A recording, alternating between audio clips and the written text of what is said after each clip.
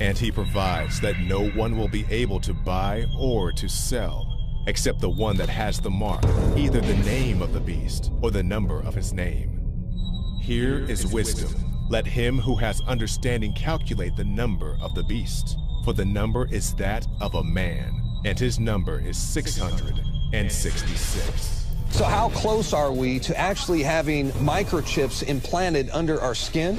Well, according to the NBC Nightly News with Brian Williams, we might be a lot closer than you think. More now of our special coverage here tonight, life in the U.S. in 10 years' time. The year is 2017. You're rushed to a hospital unconscious with no ID or medical history, but thanks to a microchip under your skin, it's all there.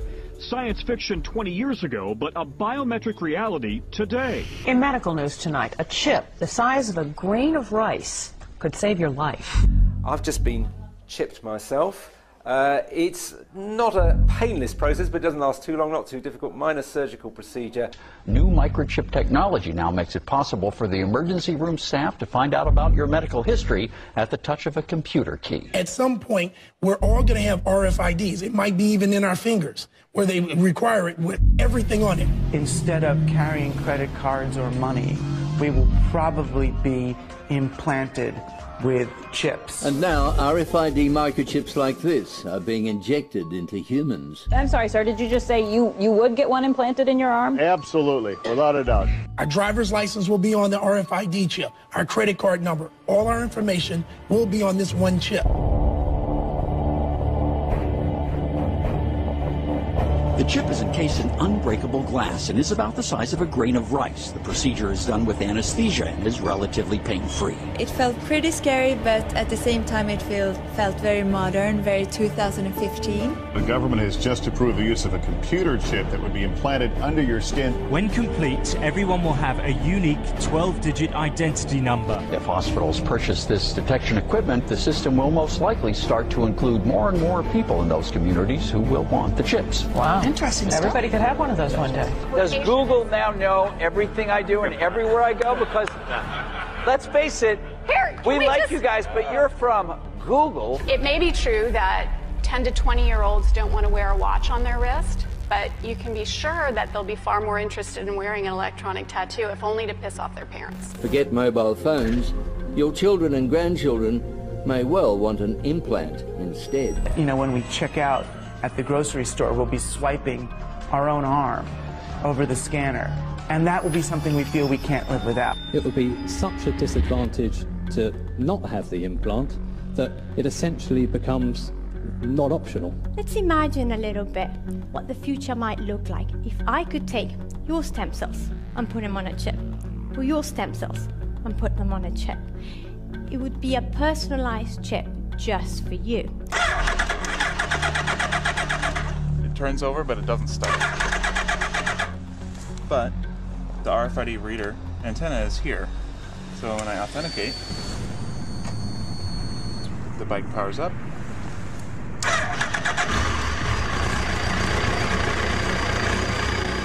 That's it. Imagine if some of these machines could be made so thin, light, and portable that they could be attached right to the surface of your skin and go wherever you go.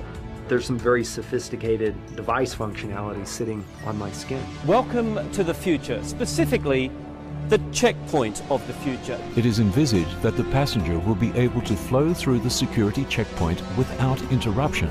This is what IATA, which is the airline industry trade body, is hoping will become commonplace around the world. A sort of one-stop shop for security from the curb to the gate, as they say, with dignity. Can a microscopic tag be implanted in a person's body to track his every movement? There's actual discussion about that. You will rule on that, mark my words, before your tenure is over. Mark my words, huh? More like the mark of the beast. Even though it is called a tattoo, there is no need to pierce or puncture the skin.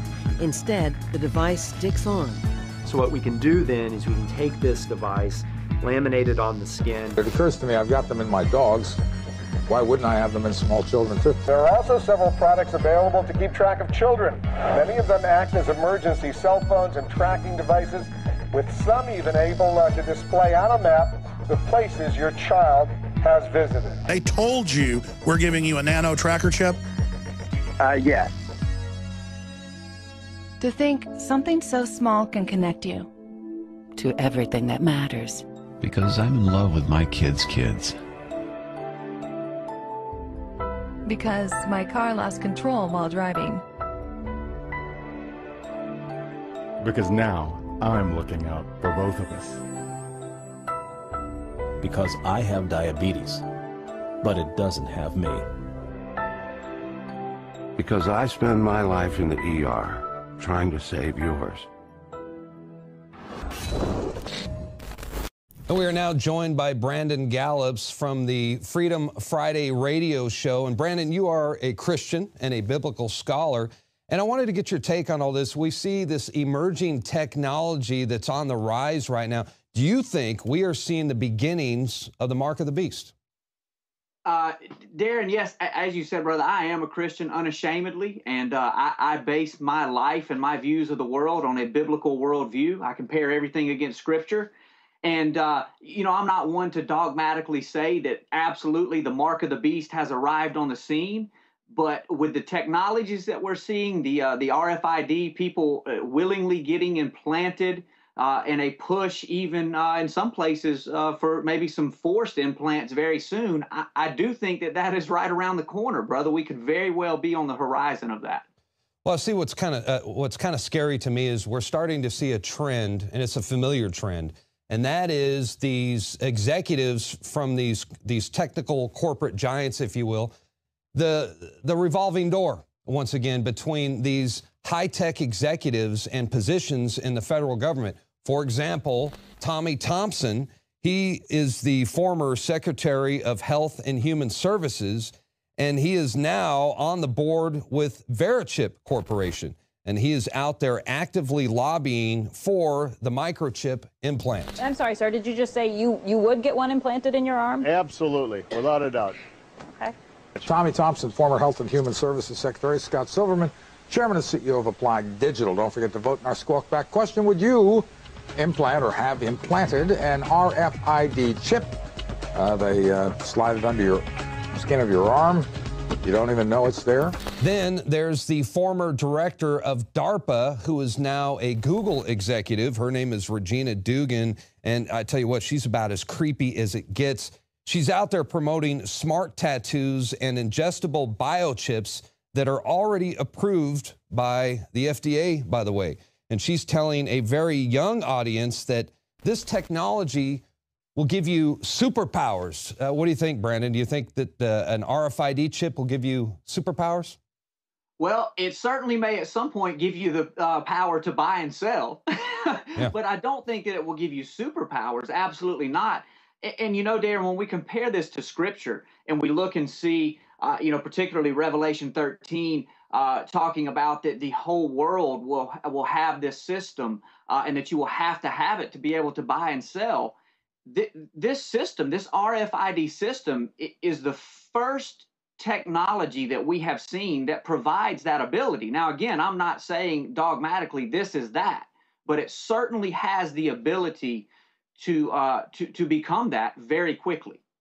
Not only that, but they're already planning. I know the United States and Europe, they've already got it in the works where you're not going to be able to travel unless you have some kind of biometric ID. And what do you think about that? I mean, what they're saying, and we're going to show here in a second, where a CNN reporter, he says that you'll finally be able to travel with dignity. Welcome to the future, specifically the checkpoint of the future. This is what IATA, which is the airline industry trade body, is hoping will become commonplace around the world. A sort of one-stop shop for security from the curb to the gate, as they say, with dignity.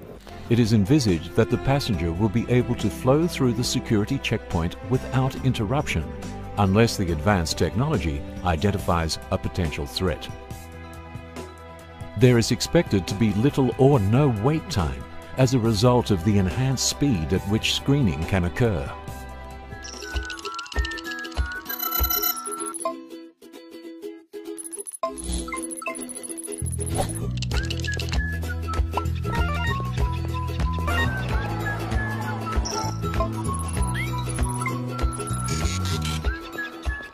So there you have it, basically a system which, if IATA has it right, will mean that passengers go from the curb to the gate in their language with dignity, without having to stop, without having to unpack, without having to strip, without having to be worried about being groped. Now, do you think it's going to be dignified to have an implantable RFID chip?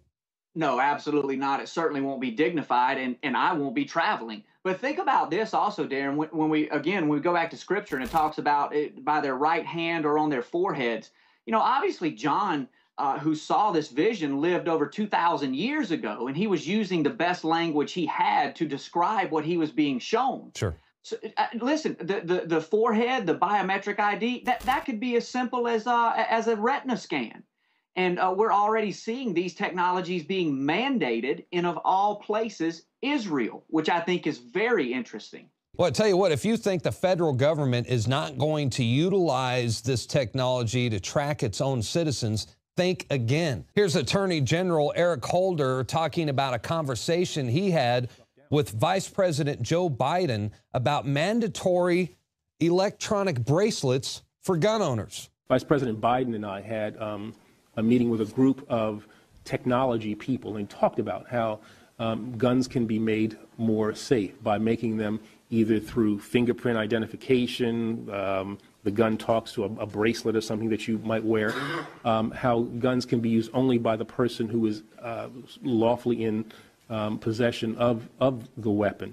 And here's another very alarming clip from then Senator Joe Biden before he became vice president, and this was during the confirmation hearings for Supreme Court Justice John Roberts. Biden tells Roberts that he will have to rule on implantable microchips during his tenure. And we'll be faced with equally consequential decisions in the 21st century. Can a microscopic tag be implanted in a person's body to track his every movement? There's actual discussion about that. You will rule on that, mark my words, before your tenure is over. Can brain scans be used to determine whether a person is inclined toward criminality or violent behavior? You will rule on that. So even from a Christian perspective, obviously, we wouldn't want to get the mark because, well, according to the Bible, your eternity depends on whether you take the mark or not. But also, I would imagine it would be an Orwellian nightmare as well. We're talking about a dystopian future, but an Orwellian future where Big Brother and the government monitors every single thing you do.